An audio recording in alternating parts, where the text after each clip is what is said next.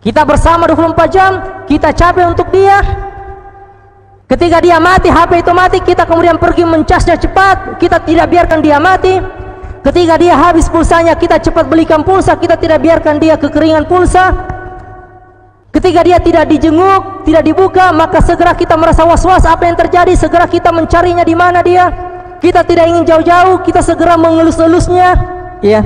Dielus-elus, tak naik ke atas, turun bawah, ke samping, ke kanan, dipastikan ini sehat tidak, nyaman tidak. Kita menghabiskan semua waktu kita untuk yang namanya smartphone ini, untuk bermedia sosial ini. Kita sibuk mengomentari status orang, kita sibuk berstatus. Setelah itu pertanyaannya, apa yang kita dapatkan? Apa yang kita tanya? Apa yang kita dapatkan?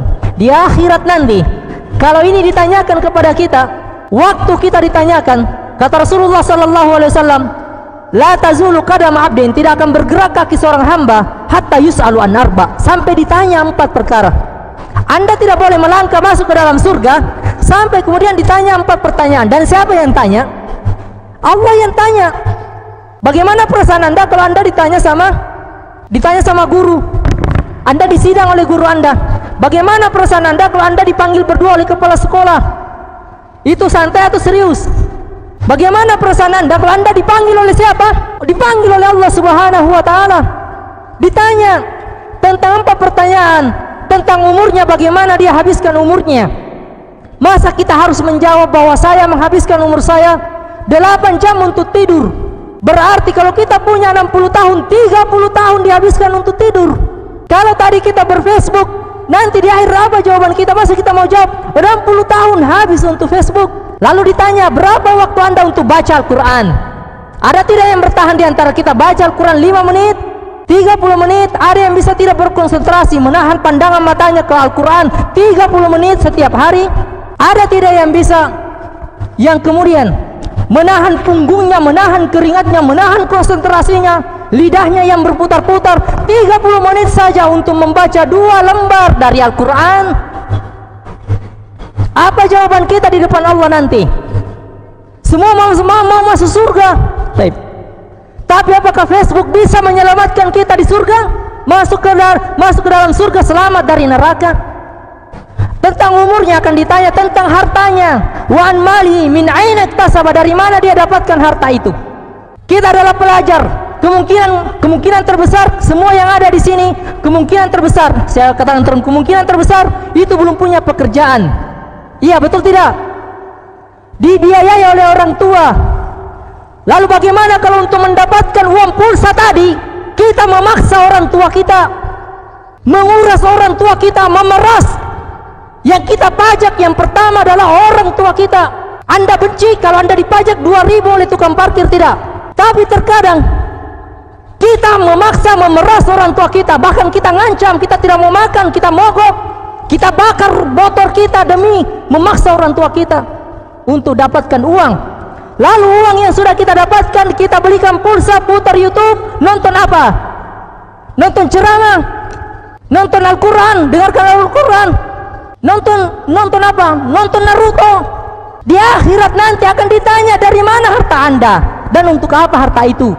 Anda belanjakan untuk apa itu harta? Habiskan untuk apa uang itu? Setiap sennya akan ditanya, setiap rupiahnya itu akan ditanyakan oleh Allah Subhanahu wa taala. Yang ketiga adalah wa an ilmihi, tentang ilmunya, wa an jismi, dan tentang jasadnya. Jasad kita akan ditanya oleh Allah Subhanahu wa taala. Mata, untuk apa ini mata ini diciptakan? Lisan kita untuk apa? Jempol ini akan ditanya satu-satu. Wa tashhadu arjuluhum, kaki akan bersaksi, kulit kita akan semuanya bersaksi. Apa yang kita ketik dengan kedua jempol kita ini?